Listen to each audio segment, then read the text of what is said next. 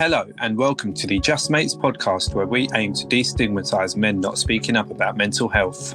Remember to follow our social pages on Facebook, Instagram and Twitter at Just Mates Pod. You can listen to and subscribe to our podcast on YouTube, Spotify, Anchor and Apple Podcast.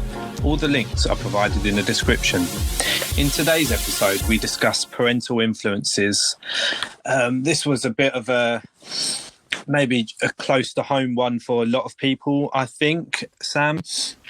Yeah, it stems into a lot of issues, I guess, mate. Yeah, I think it was mainly to touch on how maybe parents don't understand depression, or maybe even parents themselves are going through it but don't know that they are because they've just never been taught about it. Yeah, and it's hard if you're a young kid. You can't really understand if a parent's going through something.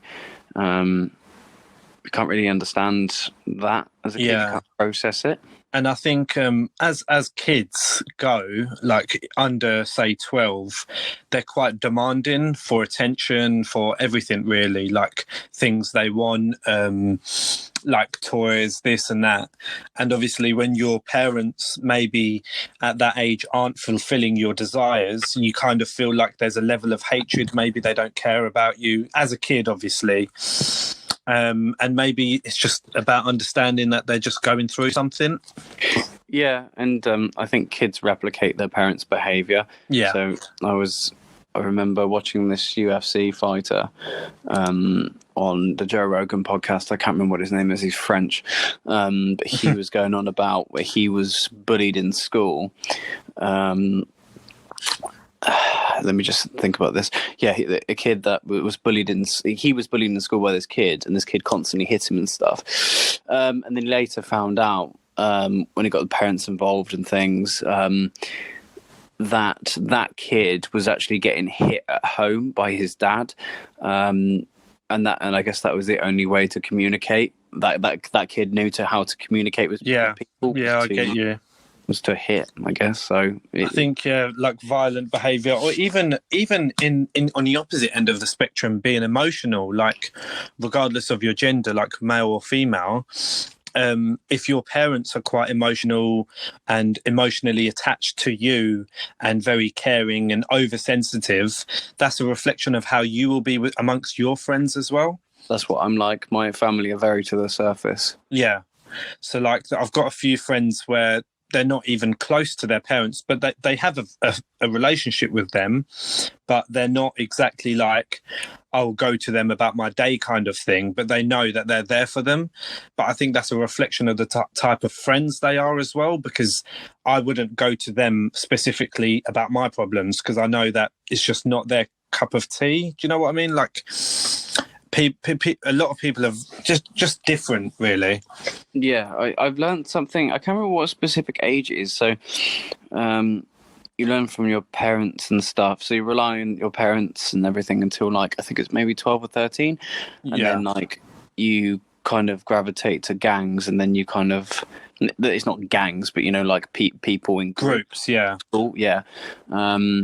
And you find that with kids that don't have fathers, the idea of the father figure kind of fragments off to different people. So it could be a group of friends, it could be role models that in maybe a certain industry or YouTube, or what I mean. The father figure kind of spreads out.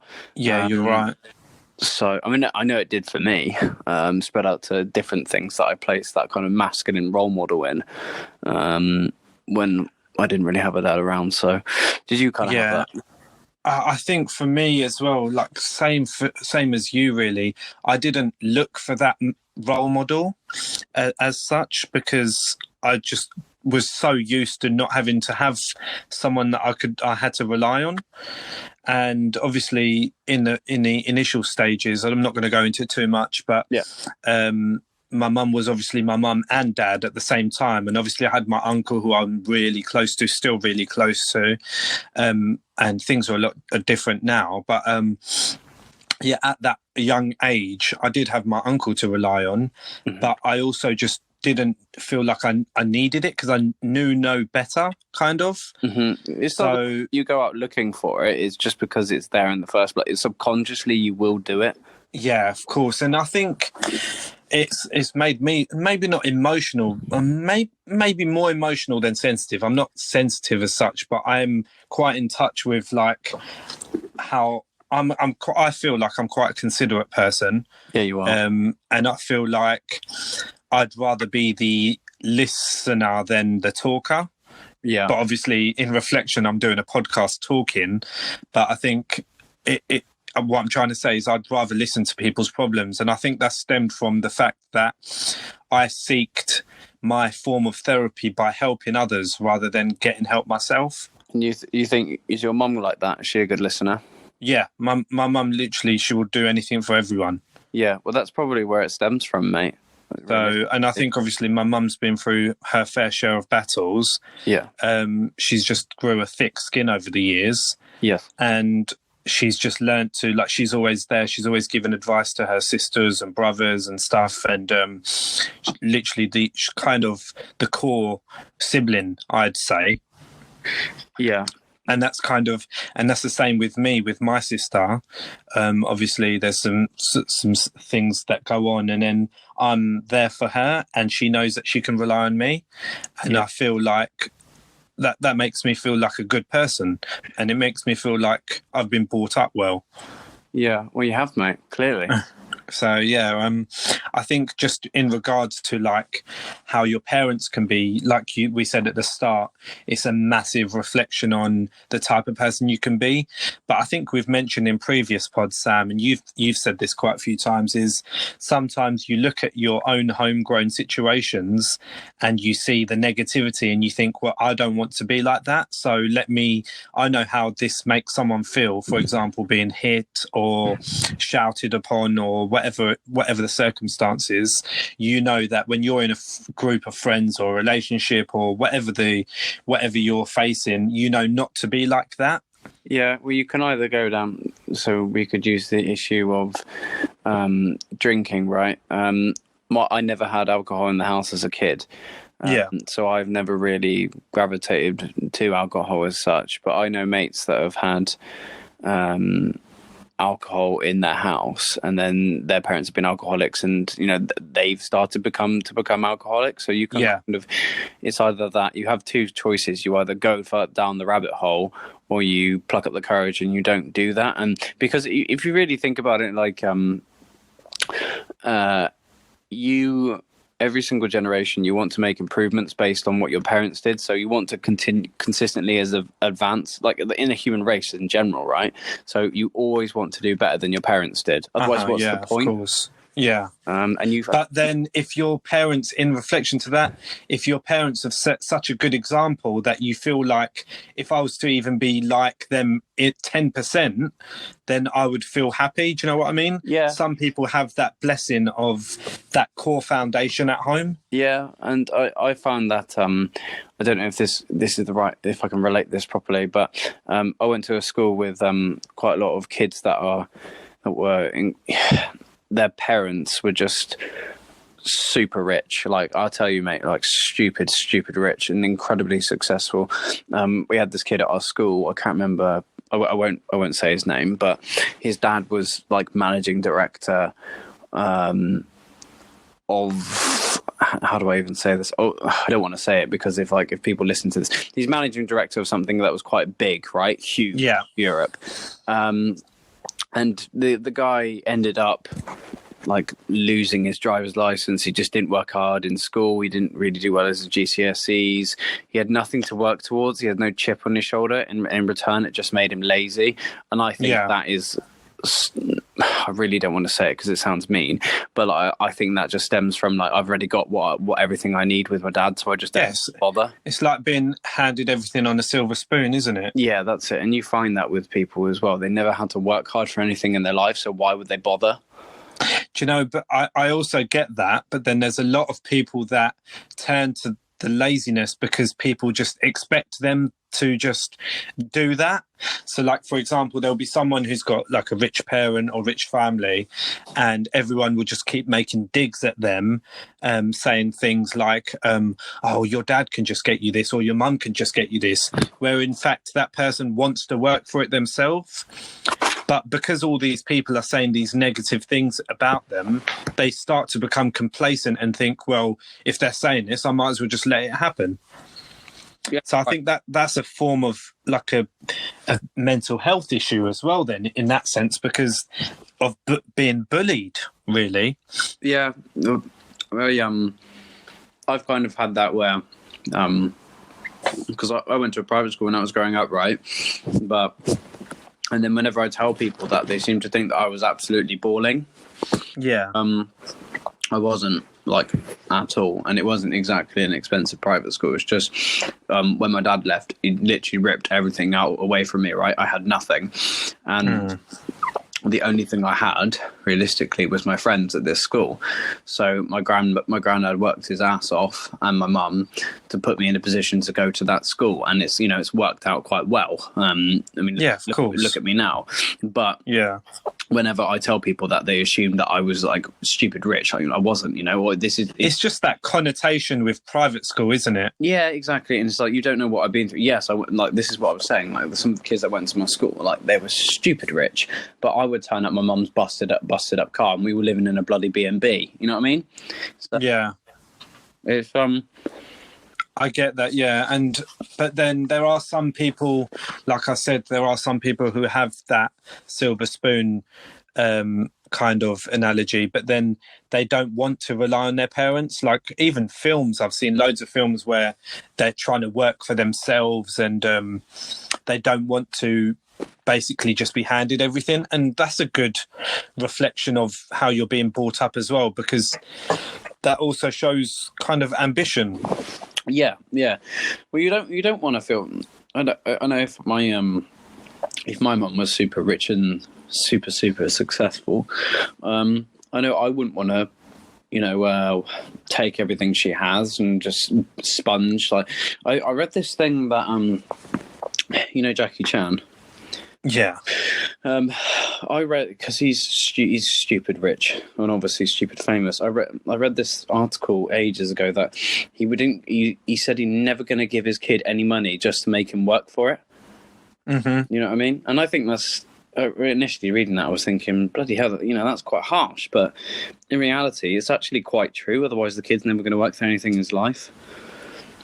Yeah, exactly. I think it's you can have everything, but you need to be taught to work for it, like you just said. And I think, was it the Beckhams, like David Beckham, he'd done the same with his kids. He said he wanted his kids to have a normal job or something. He said something like this. Maybe I'm thinking maybe it's someone else, but I think people come with that status, and there's the perception that the public will think that they're just going to hand their kids everything. Yeah.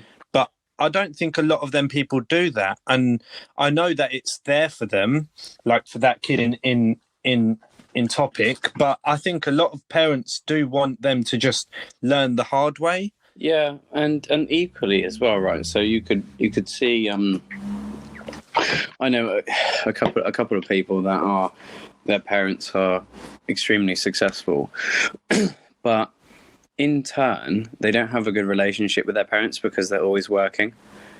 Yeah. I've got one friend in particular whose dad is always, like, he was never around, like, at all, ever, to the point where it's like, this is kind of abuse. Neglect. It's yeah, full on neglect. And it's like, it made me think, like, yes, he's got lots of money and stuff, but it was just kind of, you got that empty feeling, that void. Like, you could just, to be honest, at the end of the day, money holds no value if you've got no one to share it with. No, and you learn that with maturity, I think. I think when you're young, yeah, you do. When you're young, you kind of see money as, I can buy this and I can buy that. But as you mature, you kind of realize the most important thing is people and family. Yeah, and I think it goes back to what I started saying at the start of the pod, is when we're kids, we kind of because we're children, we kind of want everything. Like we want the best toy, the best clothes, or that's just how we are as kids, and we expect our parents to just be able to provide us with them things, but it's never that easy. And I think maybe this is to show the parents how kids may be seeing things, because obviously we were once that child, and maybe back in the day, like hundreds of years ago, children didn't really have them expectations, but now there's so much to compare with and compete with out there in society that kids feel neglected, left out if they haven't got the best thing. And I think maybe parents could understand that a little more and try to have that deep-rooted conversation with them from an early age. I don't know if you can kind of relate. It's because kids don't know. A parent saying to their kid, "I don't have enough money," is quite a hard conversation. I remember growing up and not being able to have a phone for some time, or if I did have a phone, it wouldn't have been a nice one. So when iPhones started coming out, the really nice ones, when they completely changed the hardware and software to the point where it's like, oh, it's looking actually really nice now. So I think it was around like iPhone 3, iPhone 4. I still had a really shitty phone, and like like loads of my mates would come in with like fresh new iPhones on a contract, like really nice, and I felt a bit left behind. And I guess kids just don't understand. I guess at that age, it's understanding the value of where that comes from, really. Yeah. I mean, it's like with one of my uncles. He's they're in like a well-off kind of situation, but he kind of let his kids not grovel, but just wait a little extra to get because nowadays there's kids that are like 5-6 years old with like iPhones and all of this technology, and they've barely got a childhood. But I think with my uncle, he kind of taught his kids to have that need for that item quite later on. Yeah, in comparison to other kids. Yeah, and I think that's a very good lesson that's good what he did there, really, because just because you want something doesn't mean you should have it. Exactly, and maybe that's another thing. Like that's another a topic, is the fact that maybe your parents can afford it, but they're just choosing to keep you safe. But obviously, as kids, they won't understand that. Yeah, do you remember GTA games? Yeah. Yeah. Yeah. You know where I'm going with this. Like, go on. You grow up and like kids in school would say, "Oh, I played this, I done this mission," and then your parents would probably be like, "Oh, no, you're not getting that. It's an 18." Yeah. And you'll be like, "Oh, but mum, like this, my friend's 12 and he's got it," kind of thing. Yeah. Well, his mother's a moron. And you're 8. But yeah, no, I get what you mean. I think it's having that level of control as well, because as much as we hated it as kids, our parents are only really looking out for us, and even like obviously even years on they're doing the exact same, but you have that like level of independency and making your own decisions, like right or wrong. But I think it all stems from how you're taught to deal with certain situations, or level of control from a young age. There's nothing that really spiked your adrenaline more than getting your hands on a Call of Duty when it was released at pre-order when you were like 15, eh? But I was always one of them people that kind of watched others get them games, and I wasn't really, because of just because of how I was built, I didn't really care so much for it, and I think that's made me appreciate things a bit more. Yeah, definitely. I just remember growing up, and I think it was Modern Warfare 2. I'm probably going to bore the listeners here, but Modern Warfare 2, Modern Warfare 2 probably up to like 3 or 4 games past that. Pre-order there at midnight with my mum, bless her. To go and get it, and that's a great thing she did for me as well. And like, I mean, you look back and you don't really think about how much of that. That's a big, not a big thing, but they're going out their way. Yeah, at midnight on a school night to go and get a game for you, like to stand in a queue for the nerds and other groveling kids to get a game with you. Bruh. It's just that's crazy. I think actually what we can talk on about on that topic is appreciation Yeah. for things. I think when you're in terms of depression and anxiety, when you do feel that kind of way where you're sad and stuff and you're overwhelmed and you're worrying about things, you kind of forget. And it's a hard thing to grasp and say to someone is, oh, you've got this, so you shouldn't be unhappy. But in that feeling, we kind of forget what we have around us and we take it for granted. Yeah. So we may be sad over a relationship, but we should be happy that we've got a roof over our head. Do you know what I mean? Like, the problem is you don't know what you have until it's gone. Exactly. And I think, like I said, it's a hard thing to say to someone when, say, they're going through a breakup. You can't exactly turn around and say to them, well, you've got a bed to sleep in, so you shouldn't be sad, kind of thing. Yeah. But it is just having, maybe if you're grown up, having that level of appreciation for just the little things, it starts to help you when you do get depressed, because you start to think, well, maybe I don't have this, but I have this to kind of as an alternative. Yeah. Interesting topic there, mate. Do you know what I mean? Yeah. Like, it's just that level of appreciation, as I keep saying, it's a hard thing to grasp. I'm not a parent yet. Probably won't be for some time, but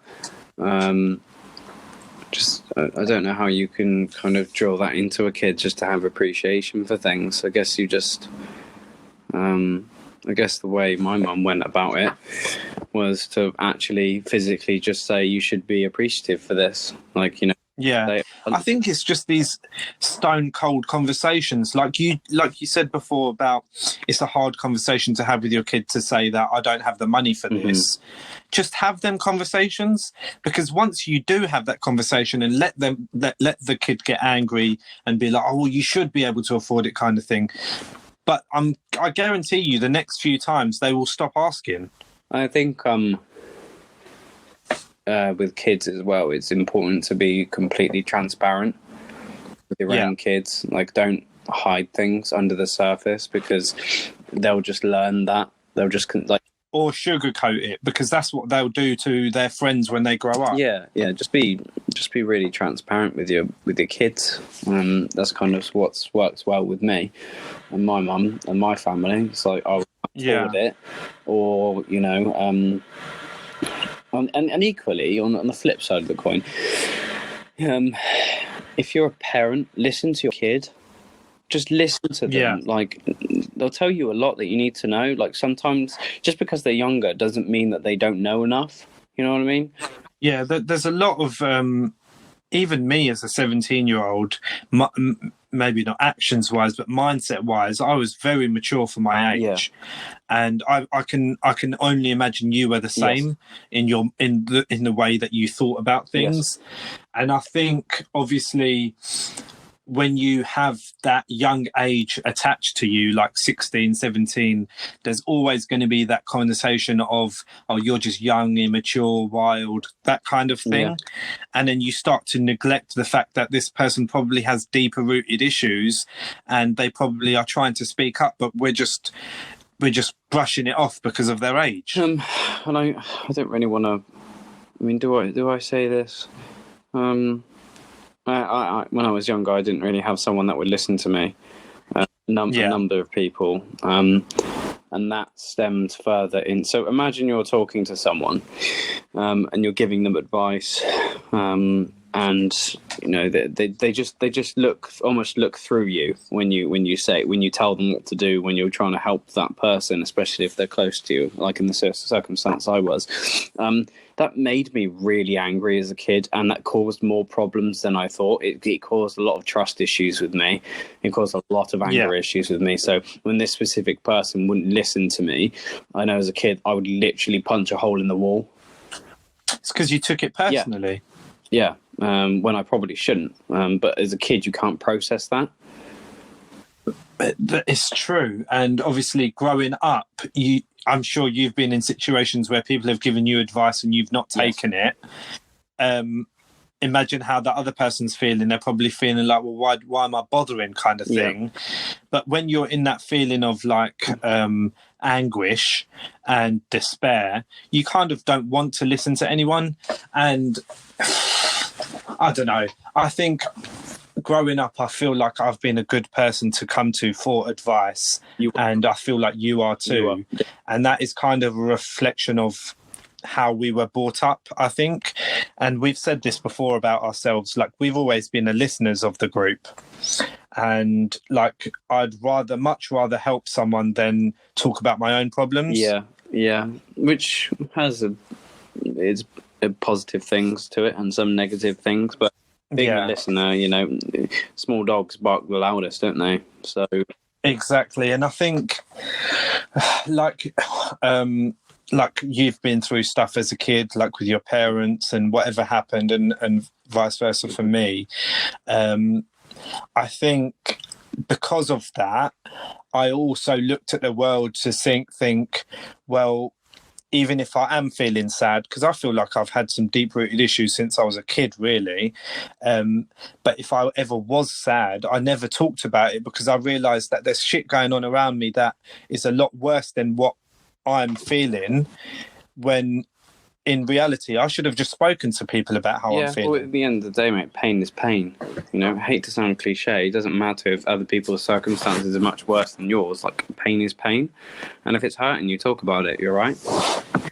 Yeah, and I think that because of what I was going through or what I used to witness or see or hear about, I kind of neglected my own problems and just didn't let it overwhelm me. And then I used to be like you. I used to be like, not tell anyone anything and then punch holes in my doors and my walls and stuff and take it out in my own time rather than tell people how I feel. Yeah, and this is what I've learned. When I have kids, I'm going to be really open with them. If I can sense that they've got an issue, I'm going to be there on the spot. You know what I mean? Just to be there to cater for them, and just listen, because that's incredibly important as a parent, that you just sit there and listen to your kid. It doesn't matter if they're younger; they're still people. Exactly. Yeah, and everyone's got emotions that they're going through, whether it be overly sensitive or anger, or whatever the emotion is. Just try to understand it, I think. And like my mum's quite a good role model for me to look up to in terms of what can I say? Like someone to look up to be this kind of person, like a good intentions. So for me, if I'm an ounce of a reflection of that towards my kids, I know that my kids will be happy. But on another flip side, I've also seen loads of friends, and not even just friends, like just randomers that have like tweeted stuff or put stuff on Instagram or whatever it is, and they've not had that level of support because their parents are not understanding.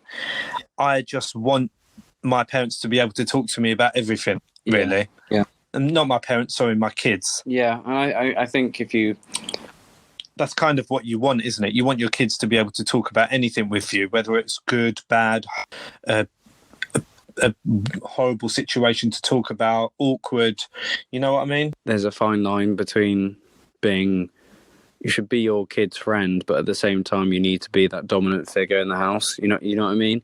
That level of authority you do kind of need. You need to be stern with your kids as well. Like, say if they're moaning about the latest game that they want, when you know that you can't give it to them, you have to be stern with them and tell them, sorry, this is the hard way. Like, you can't have everything you want.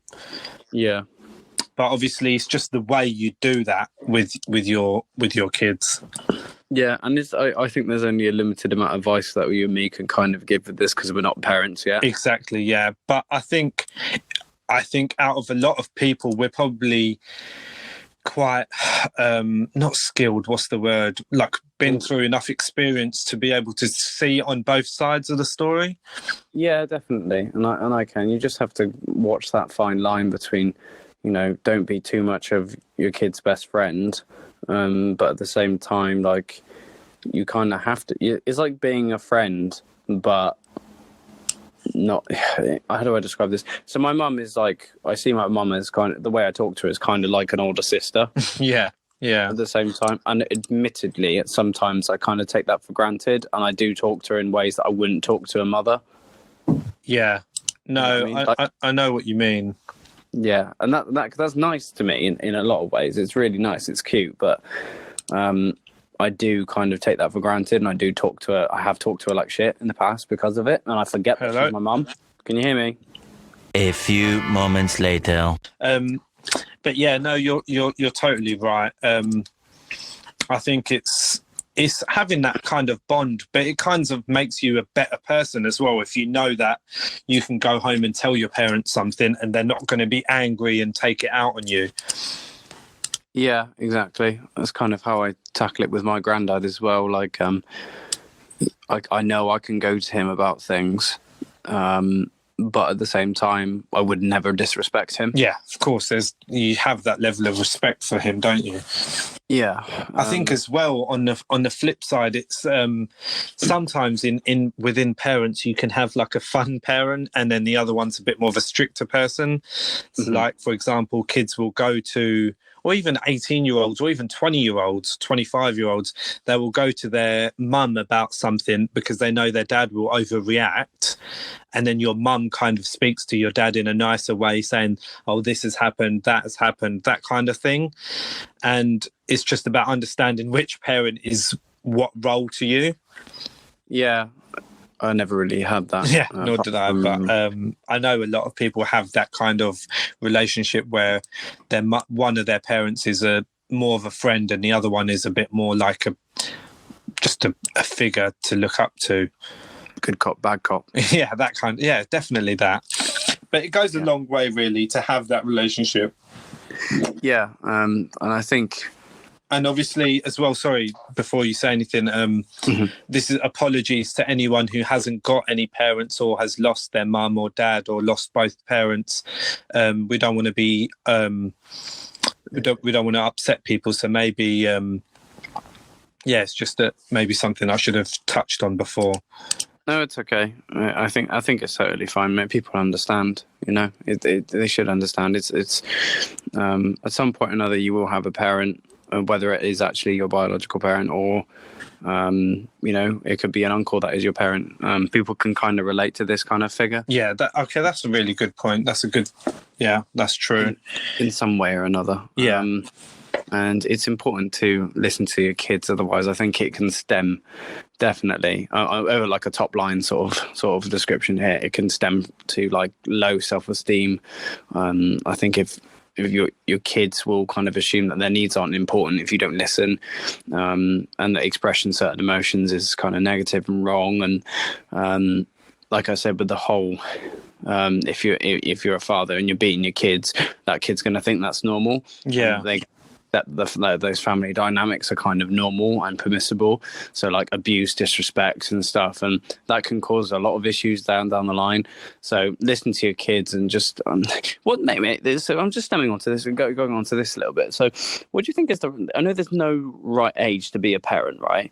You should be a parent at whatever age you think is fine, but like, if you could have like a checklist before you're a parent, what would you set yours as, like personally? Because mine's kind of like financially secure, one, mentally stable amongst most things, and in a location where I'd see best fit for my kid to grow up. Perfect. That's literally my three things as well, and obviously a good relationship with my partner.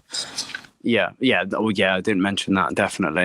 I think, do you know what? That's a great thing you've just mentioned. A lot of and I do speak on behalf of a lot of us, and I feel like this is quite a big thing to say, but a lot of our parents maybe when they had us, they weren't mentally ready.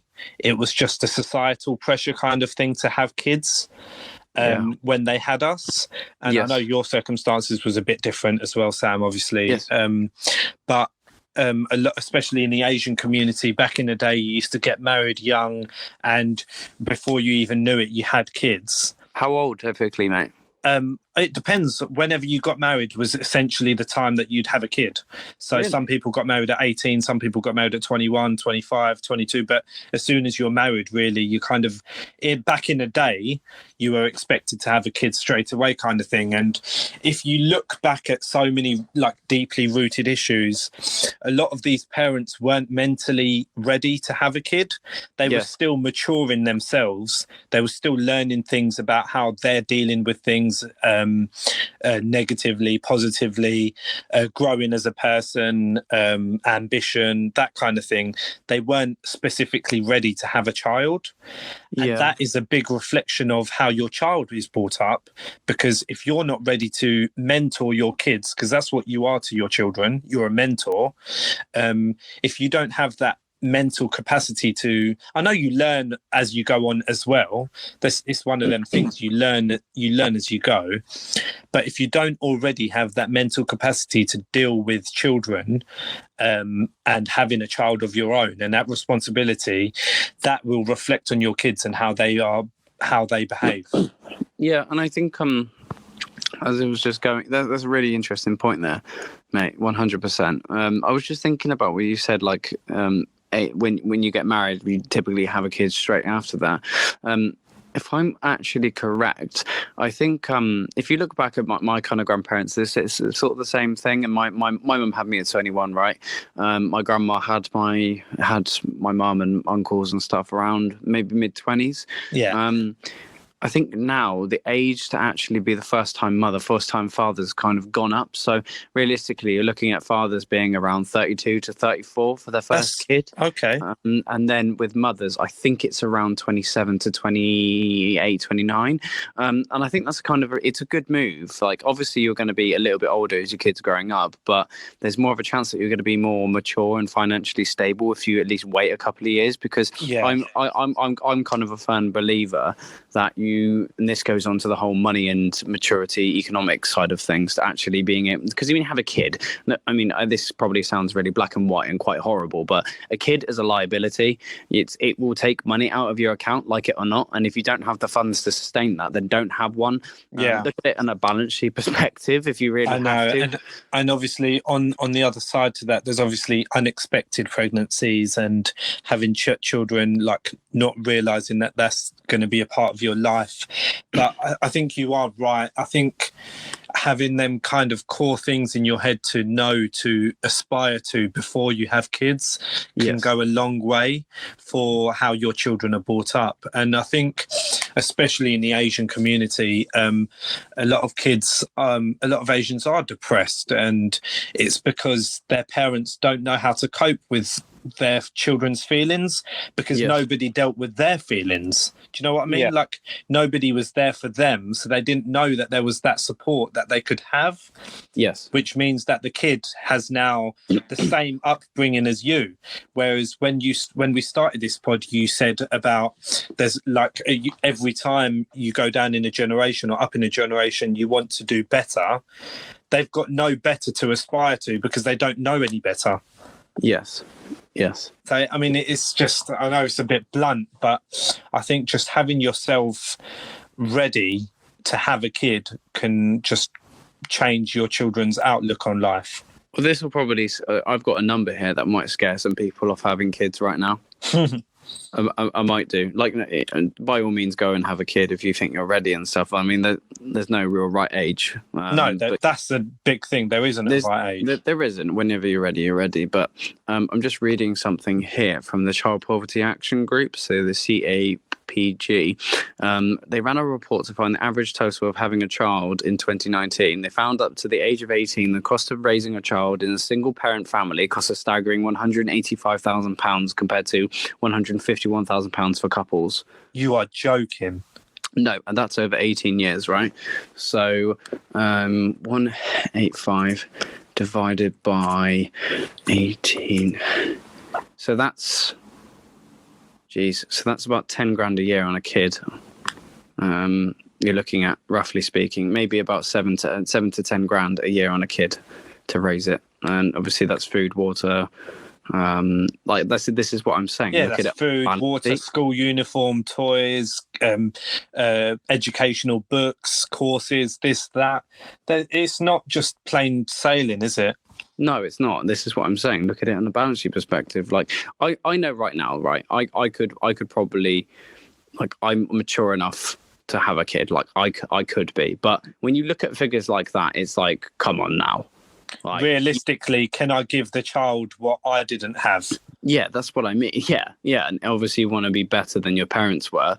And if you don't have the money to do it, then I think that in itself should really scare you shitless. Because as much as you, like you just said, like mentally you're ready, and I feel like I am too, but if you're not financially ready, then when your child is growing up and you think you're mentally ready, you were ready for this, but you don't have the means to sufficiently provide the child with a good life, it will take its toll on your own mental health. Yeah, and you've got to think as well with time and stuff. Like, it sounds really horrible to say. Like, if you're a hardworking person, like a mother, father, if you're hardworking in the office, right, the time in your 20s that you could have been using in the office to kind of grind and then work on that promotion or have your own business and really take yourself to the next level in your 20s, maybe early 30s, you just won't have that time. You know what I mean? So if it takes like 150 grand to raise a kid over 18 years, like, let's say 10 years of that, like, that money could have gone towards providing a life for a child in a much better circumstance. Yeah. And that's just reminded me of certain things that my mum may have said, or I know that parents do say, is like, say if we're out having fun or we're out for a long period of time, and because of the circumstances, maybe our parents had us young. Yes. They were in a situation where they didn't get to have fun at all, or go out or do these things. So when they see us do that, they kind of, it's a reflection that they, instead of understanding that, oh, I didn't have this, so let me have that, let them have that, sorry. They kind of have a feeling of jealousy, parents do, and think, well, I didn't get to have this, so in a mean kind of way, why should I let my kid have it? I'm going to tell them off, kind of thing. And I think that's a harsh thing to say, but it's very true. Yeah, I've had that with my mum in some things. Do you know what I mean? I think maybe because they don't realise what they're saying or how they might be making their kid feel. Yeah, it's like with me, because I had a lot of freedom as a kid, like a lot of freedom to do what I want. And my mum didn't really have that as much. Yeah. Nowhere near as much. And she has kind of said to me, like, I never had this, I never had that. Not in a nasty way. Yeah, no, I know what you mean, yeah. Yeah, so... You're right, and they'll be like, I didn't have this, I didn't have that.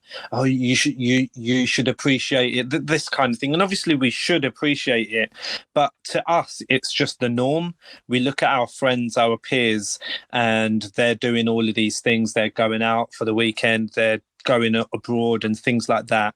And obviously we want that too for ourselves. Mm-hmm. And because obviously our parents, back in the day, can you really imagine like your parents going on holiday every single year? Like, it just didn't happen, did it really? No. For them. Maybe some parents were lucky enough to have that kind of bond, but a lot of us, our parents didn't have that. So now when we are living it up as such, in quotation marks, it's kind of looks like we're showing off kind of thing to them, and they feel that sense of jealousy. But I think what I'm trying to say is parents shouldn't feel like that, because we're just doing what we think is normal. Yeah, pretty much, mate. But yeah, anyway, that there's a lot that could be said really without getting too personal. Yeah. That's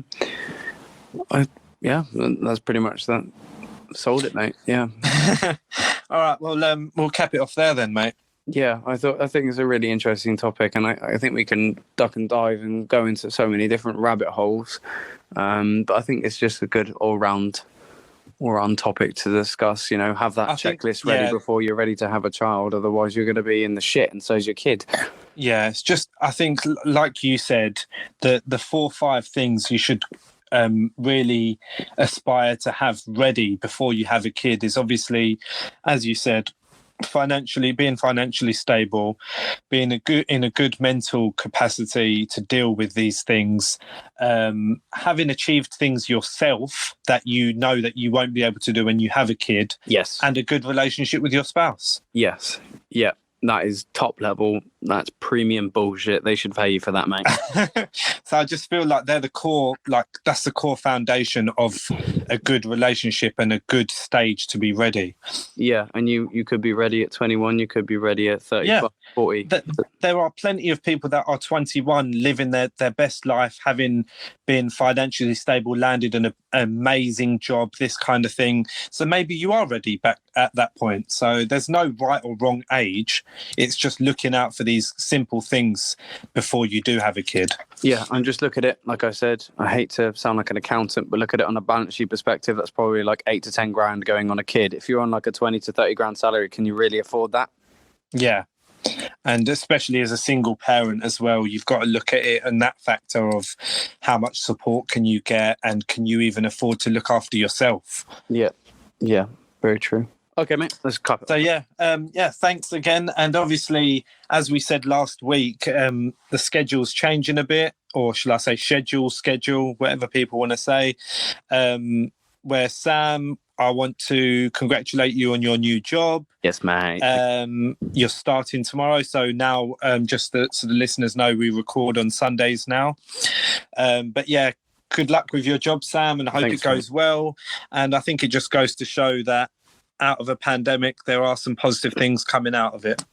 Yeah, it's been an absolute tripe of a year. But at the same time, you and me have changed quite significantly, I think. I think so, yeah. And I appreciate everything that you've done for me over the past few months. And it's been really good, mate. Yeah, you too, mate. Thank you for everything. So if you want to find us on social media, we are on the handles Just Mates Pod.